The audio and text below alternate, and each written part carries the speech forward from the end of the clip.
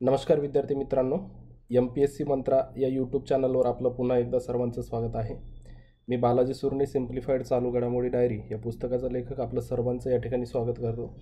आज आपण 6 व 7 मे 2022च्या घडामोडीचा ॲनालिसिस या व्हिडिओच्या माध्यमातून बघूयात. काल 6 तारखेला काही कारणास्तव मला व्हिडिओ बनवायला शक्य झालं नाही, त्याच्यामुळं कालचा 6 तारखेचा प्लस आजचा 7 तारखेचा दोन्हीच्या जे काही महत्त्वाच्या घडामोडी असतील त्या आपण या व्हिडिओच्या माध्यमातून पाहूयात. ठीक आहे, तर आजची पहिली जी न्यूज आहे ती राजकीय घडामोडीशी संबंधित न्यूज आहे. जम्मू काश्मीर परिसीमन आयोगाशी संबंधित न्यूज आहे. म्हणजे 5 मे 2022 रोजी हा अहवाल जाहीर केलेला आहे. जम्मू काश्मीरचं जे काही सीमांकन करण्यासाठी किंवा डिलिमिटेशन करण्यासाठी जम्मू काश्मीरचं परिसीमन आयोगाने एक अहवाल जाहीर केला 5 मे 2022 रोजी. त्याच्या अध्यक्ष होत्या रंजना प्रकाश देसाई. आपल्याला माहीत आहे 5 ऑगस्ट 2019 ही तारीख तुम्हाला लक्षात ठेवायलाच पाहिजे, कारण या तारखेला 370 हे जे कलम होतं राज्यघटनेतलं ते कलम त्या ठिकाणी रद्द करण्यात आलं. 5 ऑगस्ट 2019ला 370 कलम रद्द करण्यात आलं आणि जे काही जम्मू काश्मीर राज्य होतं त्याचं विभाजन करून जम्मू काश्मीर आणि लडाख हे 2 केंद्रशासित प्रदेश त्या ठिकाणी हे करण्यात आलेले आहेत, तयार करण्यात आलेले आहेत. आता जम्मू काश्मीर हा केंद्रशासित प्रदेश आहे आणि जम्मू काश्मीरची जी विधानसभा आहे, ठीक आहे, ती कायम ठेवण्यात आलेली आहे आणि त्याचं जे काही विधानसभेच्या जागा होत्या त्याचं परिसीमन करण्यासाठी एक आयोग नेमला होता 2020मध्ये. त्या आयोगाने आता अहवाल दिलेला आहे. अजून एक महत्त्वाची गोष्ट लक्षात ठेवा, जम्मू काश्मीर, दुसरं दिल्ली आणि तिसरं पुद्दुचेरी हे 3 असे केंद्रशासित प्रदेश आहेत ज्याच्यामध्ये विधानसभेची म्हणजे विधानसभा आहे. या केंद्रशासित प्रदेशांना विधानसभा आहे. तर जम्मू काश्मीरमध्ये दिल्ली आणि पुद्दुचेरी या 3ही केंद्रशासित प्रदेशाला विधानसभा आहे. ही एक गोष्ट लक्षात ठेवा. तर या विधानसभाच्या जागाचं पुनर्रचना करण्यासाठी किंवा त्याचं सीमांकन करण्यासाठी रंजना प्रकाश देसाई यांच्या अध्यक्षतेखाली एक आयोग नेमला होता मार्च 2020मध्ये. त्या आयोगाने आत्ता अहवाल दिलेला आहे आणि विधानसभेच्या जागा जम्मू काश्मीरमध्ये वाढलेल्या आहेत. आत्ता जागा 90 झालेल्या आहेत. पूर्वी 83 जागा होत्या, या आयोगाने 90 जागा केलेल्या आहेत. त्याच्यानंतर जे 2 प्रदेश आहेत, जम्मू प्रदेश आणि काश्मीर प्रदेश, तर जम्मू प्रदेशासाठी 43 जागा त्या ठिकाणी देण्यात आलेल्या आहेत आणि काश्मीर प्रदेशासाठी मात्र 47 जागा त्या ठिकाणी देण्यात आलेल्या आहेत. जम्मू म्हणजे काश्मीर प्रदेशामध्ये जम्मूपेक्षा जास्त जागा आहेत विधानसभेच्या. आणि जो काही पाकव्याप्त काश्मीर आहे, जो भारताचा भाग पाकिस्तानने बळकावलेला आहे, त्या प्रदेशासाठी 24 जागा राखीव ठेवण्यात आलेल्या आहेत. ही एक महत्त्वाची गोष्ट लक्षात ठेवा. जे काही भारताचा सध्याचा प्रदेश आहे पण तो पाकिस्तानने ऑक्युपाय केलेला आहे किंवा त्याने पाकिस्तानने तो प्रदेश हस्तगत केलेला आहे, त्या प्रदेशासाठी 24 जागा त्या ठिकाणी भारताने राखीव ठेवलेल्या आहेत. त्याच्यानंतर पहिल्यांदाच अनुसूचित जमातीसाठी 9 जागा राखीव ठेवण्याची शिफारस सुद्धा या आयोगाने केलेली आहे. शेड्यूल ट्राईब म्हणजे ST कास्टसाठी पहिल्यांदाच त्या ठिकाणी 9 जागा राखीव ठेवण्याची तरतूद त्या ठिकाणी केलेली आहे. अनुसूचित जातीसाठी 7 जागा त्या ठिकाणी राखीव असणार आहेत. काश्मीरी पंडितांसाठी सुद्धा 2 जागा राखीव ठेवण्याची शिफारस आयोगाने केलेली आहे. आणि लोकसभेतील जागांचा विचार केला तर जम्मू काश्मीरमध्ये एकूण 5 जागा ह्या लोकसभेच्या जागा आहेत.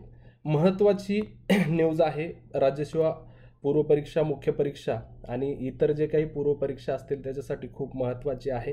तुम्हाला राज्यघटना या किंवा राज्यव्यवस्था या विषयाअंतर्गत असेल किंवा करंटच्या अंतर्गत सुद्धा याच्यावरती प्रश्न येऊ शकतो. राज्यसेवा मुख्य परीक्षेची तयारी करणाऱ्या विद्यार्थ्यांनी मात्र याच्याकडं लक्ष देणं फार गरजेचं आहे. याच्यावरती 100% प्रश्न त्या ठिकाणी विचारला जाऊ शकतो. तर ही एक गोष्ट लक्षात ठेवा. 5 मे 2022ला हा अहवाल दिला. अध्यक्ष कोण होते या आयोगाचे? न्यायमूर्ती रंजना प्रकाश देसाई हे अध्यक्ष होत्या. मार्च 2020मध्ये याची स्थापना झाली आयोगाची आणि ज्या काही विधानसभेच्या जागा आहेत त्या 90 केलेल्या आहेत. पूर्वी किती होत्या? 83 जागा होत्या. 43 जागा या जम्मू भागासाठी त्या ठिकाणी देण्यात आलेल्या आहेत आणि काश्मीरसाठी 47 जागा त्या ठिकाणी देण्यात आल्या. पाकव्याप्त काश्मीरसाठी 24 जागा त्या ठिकाणी राखीव ठेवण्याचा निर्णय घेतलेला आहे.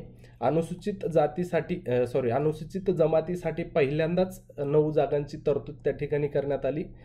अनुसूचित जातीसाठी 7 आणि काश्मीरी पंडितांसाठी 2 अशा जागांची शिफारस त्या ठिकाणी आयोगाने केलेली आहे.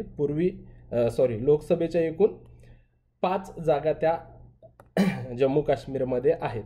दुसरी महत्त्वाची गोष्ट अजून एक लक्षात ठेवण्यासारखी अशी आहे की जो काही परिसीमन आयोग आहे, ठीक आहे, परिसीमन आयोग याची तरतूद कुठं आहे? कलम 82 मध्ये, राज्यघटनेचं जे काही कलम 82 असेल ह्याच्यामध्ये तरतूद करण्यात आलेली आहे की प्रत्येक जनगणनेनंतर एक परिसीमन आयोग स्थापन करण्यात येईल. या आयोगाची स्थापना कोण करतं? केंद्र सरकार म्हणजे राष्ट्रपती परिसीमन आयोगाची स्थापना करतात. पहिला परिसीमन आयोग 1952 ला स्थापन करण्यात आला. त्याच्यानंतर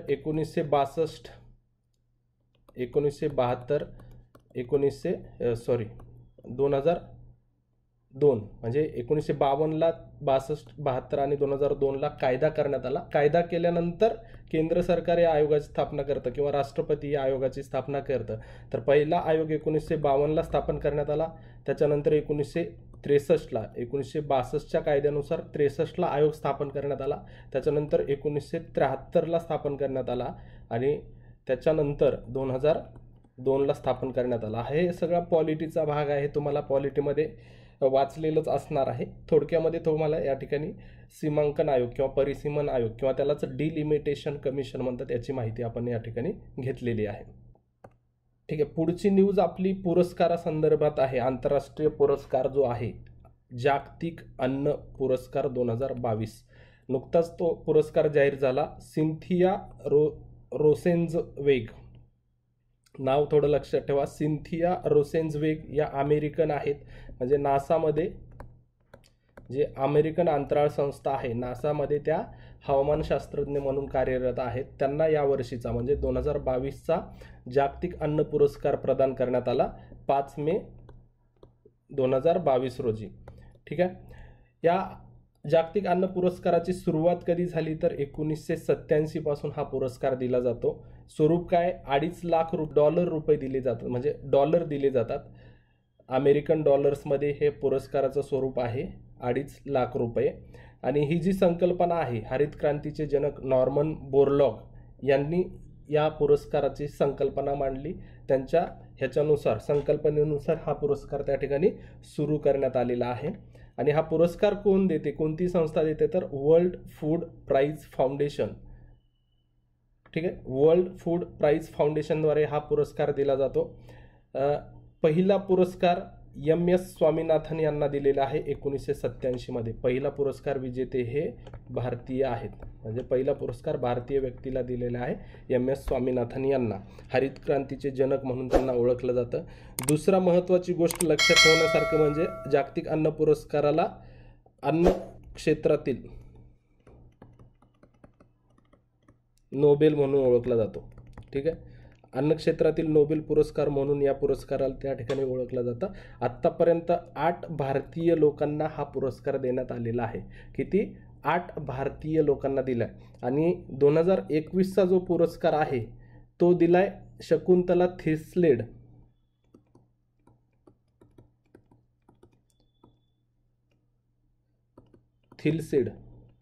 ठीक आहे, यांना दिलाय, डेन्मार्कच्या आहेत त्या. 2021चा शकुंतला थिलसेड यांना दिलेला आहे. आणि या वर्षीचा 2022चा जो आहे नासाच्या जे काही हे आहेत हवामानशास्त्रज्ञ आहेत सिंथिया रोसेन्झवेग यांना हा पुरस्कार दिलाय. महत्त्वाचा पुरस्कार आहे, त्यामुळे थोडंसं फॅक्च्युअल माहिती जी काय असतील ती लक्षात ठेवणं खूप गरजेचं आहे. सिंथिया रोसेन्झवेग यांना हा पुरस्कार दिला. 1987ला जागतिक अन्न पुरस्काराची स्थापना झाली. $250,000 असं या पुरस्काराचं स्वरूप आहे. नॉर्मन बोरलॉग यांनी या पुरस्काराची संकल्पना मांडली. वर्ल्ड फूड प्राइज फाउंडेशनद्वारे हा पुरस्कार दिला जातो. पहिला पुरस्कार MS स्वामीनाथन यांना 1987ला देण्यात आला. आत्तापर्यंत भारतीयांचा जर विचार केला तर एकूण 8 भारतीयांना हा पुरस्कार मिळालेला आहे. 2020चा जो पुरस्कार आहे तो रतनलाल यांना भेटला होता. हे भारतीय होते. रतनलाल यांना 2020चा भेटला.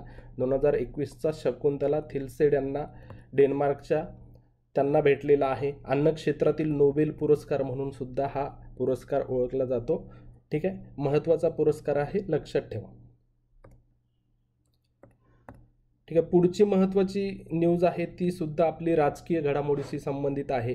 इचलकरंजीला महानगरपालिकेचा दर्जा देण्याची घोषणा राज्य सरकारने त्या ठिकाणी केलेली आहे. इचलकरंजी हे कोल्हापूर जिल्ह्यातील नगर परिषद आहे. एवढं लक्षात ठेवा. कोल्हापूर जिल्ह्यातील जी काही नगर परिषद आहे इचलकरंजी, तिला महानगरपालिकेचा दर्जा देण्याचा घोषणा केलेली आहे. राज्यातील ही 28वी महानगरपालिका ठरणार आहे. 28वी महानगरपालिका आहे. 27 महानगरपालिका होत्या. 27वी महानगरपालिका पनवेल महानगरपालिका, रायगडमधील पनवेल महानगरपालिका ही 27वी महानगरपालिका होती. आता एकूण 28 होणार आहेत. इचलकरंजीला तो दर्जा देण्यात आलेला आहे. कोल्हापूर जिल्ह्यातील ही दुसरी महानगरपालिका असेल. कोल्हापूरची एक महानगरपालिका आणि इचलकरंजीची दुसरी, अशा एकूण 2 महानगरपालिका कोल्हापूर जिल्ह्यामध्ये त्या ठिकाणी असणार आहेत. कोल्हापूर जिल्ह्याला महाराष्ट्राचे मँचेस्टर म्हणून ओळखलं जातं, कारण या ठिकाणी वस्त्रोद्योगासाठी हे शहर खूप प्रसिद्ध आहे, म्हणून त्याला महाराष्ट्राचे मँचेस्टर म्हणून ओळखलं जातं. त्याच्यानंतर पनवेल ही 27वी महानगरपालिका आहे. 2016मध्ये महानगरपालिका म्हणून पनवेलला घोषित करण्यात आलेलं आहे. ठीक आहे, ह्या काही फॅक्च्युअल गोष्टी आहेत, ह्या पण तुम्हाला या ठिकाणी लक्षात ठेवायचं आहे. महापालिकेचा दर्जा दिलाय, 28वी महानगरपालिका ठरणार आहे आणि कोल्हापूर जिल्ह्यातील ही दुसरी महानगरपालिका असेल. महाराष्ट्राचे मँचेस्टर म्हणून इचलकरंजीला ओळखलं जातं, वस्त्रोद्योगासाठी प्रसिद्ध आहे. आणि पनवेल ही महाराष्ट्रातील 27वी महानगरपालिका होती. देशामध्ये सर्वाधिक महानगरपालिका महाराष्ट्रामध्ये आहेत, हे एक वाक्य लक्षात ठेवा त्या ठिकाणी. त्याच्यानंतर पुढचं जे न्यूज आहे आपली ती सर्वेक्षण या संदर्भात आहे. अहवाल व निर्देशांकामध्ये किंवा आरोग्य विषयक घडामोडीमध्ये सुद्धा याचा आपण समावेश करू शकतो. राष्ट्रीय कुटुंब आरोग्य सर्वेक्षण किंवा त्यालाच NFHSचा 5वा राऊंड म्हणून ओळखला जातो. त्याची आकडेवारी आता नुकतीच जाहीर झालेली आहे. टप्प्याटप्प्याने त्याची आकडेवारी जाहीर केली जात आहे. NFHS म्हणजे काय?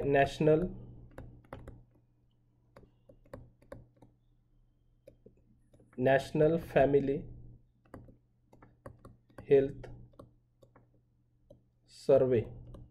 ठीक आहे, नॅशनल फॅमिली हेल्थ सर्वे किंवा त्यालाच राष्ट्रीय कुटुंब आरोग्य सर्वेक्षण असं म्हटलं जातं.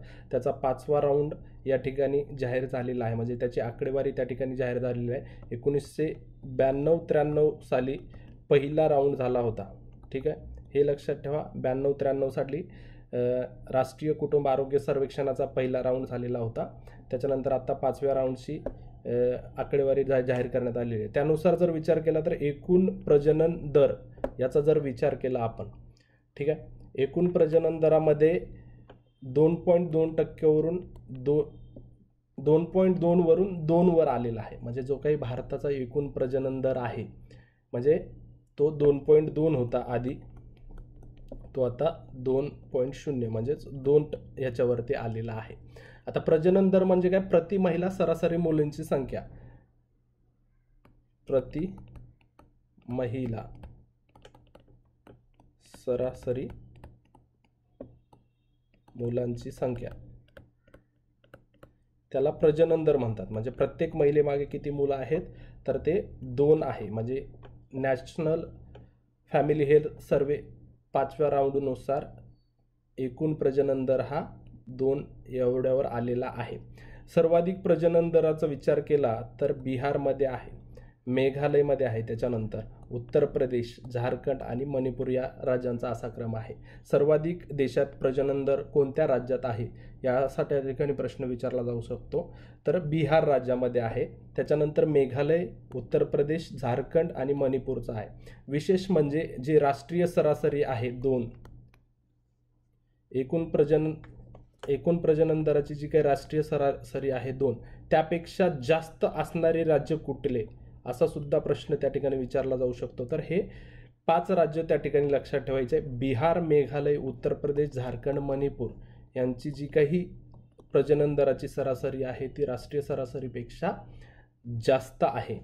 त्याच्यानंतर एकूण गर्भनिरोधक प्रसार दरामध्ये सुद्धा 54% 67% त्या ठिकाणी लक्षणीय वाढ झाल्याची माहिती समोर आलेली आहे. संस्थात्मक प्रसूतीचे प्रमाण सुद्धा 79% 89% गेलेलं आहे. संस्थात्मक प्रसूती म्हणजे काय, तर कुठल्याही जवळच्या दवाखान्यात किंवा आरोग्य सुविधा केंद्रामध्ये प्रसूती जी होत असेल तर त्याला संस्थात्मक प्रसूती असं म्हटलं जातं. तर त्याचं प्रमाण आधी 79% होतं ते आता 89% वरती गेलेलं आहे. त्याच्यानंतर सर्वाधिक अल्पवयीन लग्नांचा विचार केला तर पश्चिम बंगालमध्ये सर्वाधिक अल्पवयीन लग्न होतात. मुलींसाठी 18 वर्ष आणि मुलांसाठी 21 वर्ष हे आपलं कायदेशीर वय आहे लग्नासाठी. तर यापेक्षा कमी वयामध्ये ज्याची लग्न होतात त्याला अल्पवयीन लग्न म्हणतात. तर सर्वाधिक त्याचं प्रमाण कुठं आहे, पश्चिम बंगालमध्ये आहे 42% जवळपास, बिहारमध्ये 40%, त्रिपुरामध्ये 39%, झारखंडमध्ये 35% आणि आंध्र प्रदेशमध्ये 33% असं या ठिकाणी प्रमाण आहे. लक्षात ठेवा, राष्ट्रीय आरोग्य कुटुंब सर्वेक्षण किंवा राष्ट्रीय कुटुंब आरोग्य सर्वेक्षण त्याचं जे काही एकूण प्रजनन दर होता तो 2 वर आलेला आहे. म्हणजे प्रजनन दर प्रति महिलेमागे मुलांची सरासरी संख्या ही 2 वर त्या ठिकाणी आलेली आहे. सर्वाधिक दर जो आहे तो बिहारमध्ये आहे आणि गर्भनिरोधक प्रसार दरामध्ये सुद्धा 54% वरून 67% एवढी लक्षणीय वाढ झाली. संस्थात्मक प्रसूतीचं प्रमाण सुद्धा 89% वरती गेलेलं आहे. अल्पवयीन लग्नांचं प्रमाण जर विचार केला तर पश्चिम बंगालमध्ये सर्वात जास्त अल्पवयीन लग्न होतात आणि 1992-93 पासून हे सर्वेक्षण घेतलं जातं. आत्तापर्यंत 5 सर्वेक्षण झालेले आहेत. पहिलं सर्वेक्षण हे 1992-93ला झालेलं आहे. हे गोष्ट महत्त्वाची लक्षात ठेवा. ठीक आहे.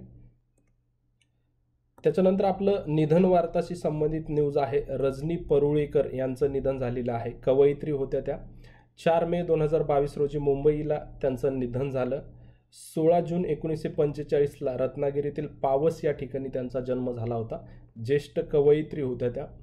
कविता संग्रहांचा विचार केला तर दीर्घ कविता, काही दीर्घ कविता, स्वीकार, चित्र, पुन्हा दीर्घ कविता हे त्यांचे कविता संग्रह होते. शेवटचा त्यांचा कविता संग्रह जर विचार केला तर निद्राहीन रात्रीच्या कठोर कातळावर हा त्यांचा शेवटचा कविता संग्रह होता. दीर्घ कविता या संग्रहाला महाराष्ट्र राज्य शासनाचा पुरस्कार त्या ठिकाणी भेटलेला आहे. लक्षात ठेवा, दीर्घ कविता या संग्रहाला महाराष्ट्र राज्य शासनाचा पुरस्कार भेटला. स्वीकार या काव्यसंग्रहाला कवी कुसुमाग्रज पुरस्कार भेटलेला आहे. त्याच्यानंतर चित्र या काव्यसंग्रहाला नाधो मनोहर पुरस्कार भेटलेला आहे. हे निधन वार्ताशी संबंधित आहे रजनी परुळेकर यांचं. कविता संग्रह लक्षात ठेवू शकता. दीर्घ कविता, काही दीर्घ कविता, स्वीकार, चित्र, पुन्हा दीर्घ कविता आणि शेवटचा निद्राहीन रात्रीच्या कठोर कातळावर. हे महत्त्वाचं लक्षात ठेवा. दीर्घ कवितेसाठी महाराष्ट्र राज्य पुरस्कार भेटलाय, स्वीकारसाठी कवी कुसुमाग्रज पुरस्कार भेटला आणि चित्र या संग्रहासाठी नादो मनोहर पुरस्कार त्या ठिकाणी त्यांना भेटलेला आहे.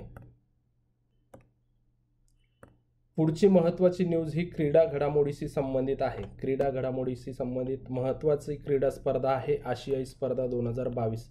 आता ही स्पर्धा जी आहे ते चीनमधील होंगझोऊ या ठिकाणी सप्टेंबर 2022 मध्ये होणार होती, पण त्या ठिकाणी कोरोनाचा प्रादुर्भाव मोठ्या प्रमाणात वाढत असल्यामुळे ही स्पर्धा पोस्टपोन करण्यात आलेली आहे. नवीन तारखा जाहीर झालेल्या नाहीत. नुकतंच म्हणजेच कालच 6 मेला ही परीक्षा पुढे ढकलण्याचा निर्णय ही स्पर्धा पुढे ढकलण्याचा निर्णय त्या ठिकाणी घेण्यात आलेला आहे. हे लक्षात ठेवा की ही जी स्पर्धा होणार होती ती कोणत्या ठिकाणी होणार होती, तिची वैशिष्ट्ये काय आहेत. तर जे चीन देशातील झेजियांग नावाचा प्रांत आहे त्या प्रांतामध्ये होंगझोऊ नावाचं शहर आहे, तर त्या शहरामध्ये ही स्पर्धा होणार होती. याचा कालावधी विचार केला तर पुढे ढकलली, त्याच्यामुळं अजून नवीन डेट्स काही त्या ठिकाणी डिक्लेअर केलेला नाहीत. एकूण 19वी ही स्पर्धा होती. आत्तापर्यंत 18 स्पर्धा पार पडलेल्या आहेत. 19वी स्पर्धा ही होंगझोऊ या ठिकाणी त्या होणार आहे. याचं घोषवाक्य जर विचार केलं तर heart to heart at future हे या स्पर्धेचं घोषवाक्य निश्चित करण्यात आलेलं आहे. आणि तिसऱ्यांदा ही स्पर्धा चीनमध्ये होणार आहे. ठीक आहे, भारतामध्ये आत्तापर्यंत 2 वेळा ही स्पर्धा पाडली. चीनमध्ये तिसऱ्यांदा स्पर्धा होणार आहे. 1990ला बीजिंगला झाली होती आणि 2010ला ग्वांगझोऊ या ठिकाणी झाली होती. आता कुठं होणार आहे? होंगझोऊ या ठिकाणी होणार आहे. आता आशियाई क्रीडा स्पर्धा म्हणजे काय आहे? त्याची वैशिष्ट्ये जर बघितलं तर त्यालाच एशियाड म्हणून सुद्धा ओळखलं जातं. एशियाड स्पर्धा सुद्धा म्हणून ओळखलं जातं. 1951ला नवी दिल्लीला या स्पर्धेची सुरुवात झाली. 1951ला पहिली स्पर्धा पार पडली नवी दिल्लीला. कुठे पार पडली? नवी दिल्लीला पहिली स्पर्धा आशियाडची किंवा आशियाई क्रीडा स्पर्धेची पार पडली. याचं कायमस्वरूपी घोषवाक्य जर विचार केला तर एव्हर ऑनवर्ड असं कायमस्वरूपी घोषवाक्य आहे या स्पर्धेचं. दर 4 वर्षांनी ही स्पर्धा आयोजित केली जाते. महत्त्वाचं आहे, दर 4 वर्षांनी आयोजित केली जातं. आयोजन कोण करतं तर ऑलिम्पिक काउन्सिल ऑफ आशिया नावाची जी संस्था आहे, ऑलिम्पिक काउन्सिल ऑफ आशिया या स्पर्धेचं त्या ठिकाणी आयोजन करतं. ऑलिम्पिक नंतरची दुसरी सर्वात मोठी बहुक्रीडा स्पर्धा आहे. ऑलिम्पिक ही जगातील सर्वात मोठी बहुक्रीडा स्पर्धा आहे. त्याच्यानंतर ही दुसरी सर्वात मोठी स्पर्धा आहे. भारतात पार पडलेल्या स्पर्धांचा विचार केला तर 2दा स्पर्धा पार पडली. एकदा पहिली स्पर्धा नवी दिल्ली इथे 1951मध्ये पार पडली आणि दुसऱ्यांदा 1982ला नवी दिल्लीलाच पार पडली. ती 9वी आशियाई स्पर्धा होती. किती होती? 9वी आशियाई स्पर्धा होती. आता याच्या पूर्वी कधी पार पडली ती? 2018ला एक स्पर्धा पार पडली होती. ती कुठं पार पडली होती? जाकर्ता इंडोनेशियामध्ये पार पडलेली आहे. जाकर्ता या ठिकाणी 2018ला यापूर्वीची 18वी जी काही स्पर्धा आहे. आणि याच्यानंतरची 19वी स्पर्धा होंगझोऊ या ठिकाणी होणार आहे. लक्षात ठेवा, होंगझोऊ झेजियांग प्रांतामधील शहर आहे चीनचं, त्या ठिकाणी होणार आहे. 19वी स्पर्धा आहे. Heart to heart at future असं त्याचं घोषवाक्य आहे. तिसऱ्यांदा ही स्पर्धा चीनमध्ये होणार आहे. याच्यापूर्वी 1990ला बीजिंग या ठिकाणी झाली आणि 2010ला ग्वांगझोऊ या ठिकाणी झालेली आहे. ठीक आहे, त्याच्यानंतर आशियाई स्पर्धेलाच एशियाड म्हणून सुद्धा ओळखलं जातं. त्याच्यानंतर याची सुरुवात 1951ला झाली या आशियाई स्पर्धेची नवी दिल्ली या ठिकाणी. आणि कायमस्वरूपी घोषवाक्य आहे एव्हर ऑनवर्ड. दर 4 वर्षांनी ही स्पर्धा आयोजित केली जाते ऑलिम्पिक काउन्सिल ऑफ आशियाद्वारे. आणि दुसरी सर्वात मोठी बहुक्रीडा स्पर्धा आहे ऑलिम्पिक नंतर. भारतात आतापर्यंत 2दा पार पडलेली आहे. 1951ला पहिली जी स्पर्धा आहे नवी दिल्लीला पार पडली आणि 1982ला नवी दिल्लीलाच 9वी स्पर्धा त्या ठिकाणी पार पडलेली आहे. ठीक आहे. त्याच्यानंतर आपण महत्त्वाचे वन लाइनर्स बघूयात, जे की परीक्षेच्या दृष्टिकोनातून महत्त्वाचे काही वन लाइनर्स असतील. पहिला आहे, रेल्वे पोलीस दलाने 5 एप्रिल ते 30 एप्रिल 2022 दरम्यान ट्रेनमधून होणारी तस्करी रोखण्यासाठी ऑपरेशन सतर्क राबवले होते. महत्त्वाची न्यूज आहे. विविध ऑपरेशनवरती बऱ्याचदा प्रश्न त्या ठिकाणी विचारलेला आहे. रेल्वे पोलीस दल किंवा त्यालाच रेल्वे प्रोटेक्शन फोर्स असं म्हटलं जातं. या दलाने ट्रेनमधून जी काही होणारी तस्करी आहे ती रोखण्यासाठी कोणतं ऑपरेशन राबवलं आहे? ऑपरेशन सतर्क त्या ठिकाणी राबवलेलं आहे, लक्षात ठेवा. त्याच्यानंतर आसनी 2022 मधील पहिले चक्रीवादळ आहे. हे नाव श्रीलंकेने दिले असून राग किंवा क्रोध असा त्याचा अर्थ होतो. आसनी नावाचं एक चक्रीवादळ सध्या बंगालच्या उपसागरामध्ये तयार झालेलं आहे. लवकरच ते भारताच्या पूर्व किनाऱ्याला आणि बांगलादेशला धडकण्याची शक्यता आहे, लक्षात ठेवा. त्याचं डिटेलमध्ये आपण पुढच्या व्हिडिओमध्ये माहिती घेऊयात. सध्या फक्त एक वन लाइनर लक्षात ठेवा. आसनी हे नाव श्रीलंकेनं दिले आहे. कोणी दिलं? श्रीलंका. आसनी हे नाव श्रीलंकेनं दिलेलं आहे. त्याचा जो अर्थ आहे तो राग किंवा क्रोध असा अर्थ होतो. श्रीलंकेच्या सरकारविरुद्ध श्रीलंकेच्या सरकारविरुद्ध उफाळलेला असंतोष शमवण्यासाठी अध्यक्ष गोताबाया राजपक्षे यांनी 6 मे 2022 पासून देशात आणीबाणी घोषित केलेली आहे. म्हणजे सध्या श्रीलंका ही खूप मोठ्या आर्थिक संकटातून जात आहे. तिथे महागाई खूप मोठ्या प्रमाणात वाढलेली आहे. तर त्या महागाई विरोधात किंवा आर्थिक संकटाविरोधात जे काही जनता असंतोष निर्माण केलेला आहे, सरकारविरुद्ध आंदोलन करत आहे, तो शमवण्यासाठी श्रीलंकेचे अध्यक्ष गोताबाया राजपक्षे यांनी 6 मे 2022 पासून आणीबाणी घोषित केलेली आहे त्या ठिकाणी. मग असा प्रश्न येऊ शकतो की सरकारविरुद्ध उफाळलेला असंतोष शमवण्यासाठी कोणत्या देशाने आणीबाणी घोषित केलेली आहे? तर श्रीलंका हे नाव लक्षात ठेवायचं आहे. नंतर आहे ओडिशा सरकारने भारतातील पहिली आदिवासी आरोग्य वेधशाळा ट्रायहॉब स्थापन केलेली आहे. खूप महत्त्वाची न्यूज आहे. ओडिशा सरकारने भारतातील पहिली आदिवासी आरोग्य वेधशाळा ट्रायहॉब स्थापन केलेली आहे. त्याच्यानंतर बेंगळुरू स्थित निओ बँक प्लॅटफॉर्म ओपन देशातील 100वा युनिकॉर्न ठरलेला आहे. म्हणजे जो काही बेंगळुरू या शहरामध्ये असलेलं ओपन नावाचं स्टार्टअप आहे, तो देशातला 100वा युनिकॉर्न ठरलेला आहे. ज्या स्टार्टअपची व्हॅल्यू म्हणजे किंमत $1 अब्ज पेक्षा जास्त असते त्याला युनिकॉर्न स्टार्टअप असं म्हटलं जातं. म्हणजे ज्याचं टर्नओव्हर म्हणा किंवा त्याची जी व्हॅल्युएशन असेल त्या स्टार्टअपची $1 अब्ज पेक्षा जास्त असेल तर त्याला युनिकॉर्न स्टार्टअप म्हटलं जातं. आणि हे ओपन नावाचं जे स्टार्टअप आहे ते 100वा युनिकॉर्न ठरलेला आहे देशातला. IIT मुंबईने हवामान अंदाज ॲप विकसित करण्यासाठी भारतीय हवामान विभागासोबत करार केलेला आहे. या ठिकाणी हवामान अंदाज ॲप विकसित करण्यासाठी भारतीय हवामान विभागासोबत कोणत्या IIT संस्थेने करार केला, अशा प्रकारचा प्रश्न त्या ठिकाणी फ्रेम होऊ शकतो. IIT मुंबईने असा करार केलेला आहे. दरवर्षी 5 मे हा दिवस जागतिक हात स्वच्छता दिवस म्हणून साजरा केला जातो. आणि unite for safety clean your hands ही या वर्षीच्या जागतिक हात स्वच्छता दिनाची थीम होती.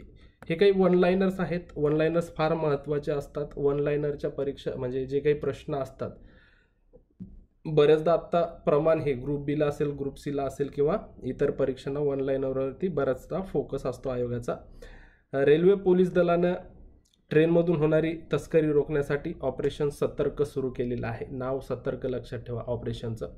त्याच्यानंतर आसनी नावाचं चक्रीवादळ 2020 मधलं पहिलं चक्रीवादळ आहे. श्रीलंकेनं हे नाव दिले. त्याचा अर्थ राग किंवा क्रोध असा होतो. आणि श्रीलंकेच्या सरकारविरुद्ध जो काही असंतोष उफाळलेला आहे तो शमवण्यासाठी आणीबाणी श्रीलंकेने जाहीर केलेली आहे. नंतर ओडिशा सरकारने भारतातील पहिली आदिवासी वेधशाळा ट्रायहॉब स्थापन केलेली आहे. बेंगळुरू स्थित ओपन नावाचं जे काही स्टार्टअप आहे तर देशातील 100वा युनिकॉर्न स्टार्टअप ठरलेला आहे. नंतर IIT मुंबईने IMD सोबत म्हणजेच भारतीय हवामान विभागासोबत करार केलेला आहे हवामान अंदाज ॲप विकसित करण्यासाठी. त्याच्यानंतर दरवर्षी 5 मे हा जागतिक हात स्वच्छता दिवस म्हणून साजरा केला जातो. Unite for safety clean your hands असं त्याची यावर्षीची थीम होती. हे आजचे वन लाइनर बघितलेत आपण. तर अजून एक महत्त्वाची गोष्ट तुम्हाला या ठिकाणी सांगायची आहे की आपण 4 मेला जो व्हिडिओ अपलोड केला होता, 4 मेचा जो व्हिडिओ पाहिला होता त्याच्यामध्ये जन औषधी दिनाबद्दल आपण सांगितलं होतं. तर एक करेक्शन आहे की जन औषधी दिन हा यावर्षी 7 मार्च 2022 रोजी साजरा करण्यात आलेला आहे. त्या ठिकाणी जानेवारीमध्ये आपण जे साजरा केला असं उल्लेख केला होता ते चुकीचं आहे. 7 मार्च 2022 रोजी जन औषधी दिन साजरा करण्यात आला. जन औषधी बहुउपयोगी ही या वर्षीची या दिनाची थीम होती. हे थोडंसं एक करेक्शन आहे त्या ठिकाणी तुम्हाला करायचं आहे. बरेच विद्यार्थी नोट्स काढतायत असं सांगितलेलं आहे. त्यामुळं तुम्ही जर नोट्स काढत असाल माझ्या या काही जे व्हिडिओ बनवतो आपण त्याच्या, तर थोडंसं हे करेक्शन करून घ्या. ठीक आहे. आज आपण 6 व 7 मे 2022च्या घडामोडी या ठिकाणी पाहिलेल्या आहेत. पुन्हा उद्या भेटूया आपण पुढच्या व्हिडिओमध्ये. व्हिडिओ कसा वाटला हे नक्की कळवत राहा. जर काही सुधारणा असतील तर नक्की कमेंट करत राहा. आणि थोडंसं आपल्या जे काही स्पर्धा परीक्षेचे मित्र असतील त्यांना हा व्हिडिओ शेअर करत राहा, म्हणून आपल्या चॅनलची थोडीशी ग्रोथ होईल. ठीक आहे. पुन्हा भेटूया पुढच्या व्हिडिओमध्ये. तोपर्यंत धन्यवाद. थँक्यू.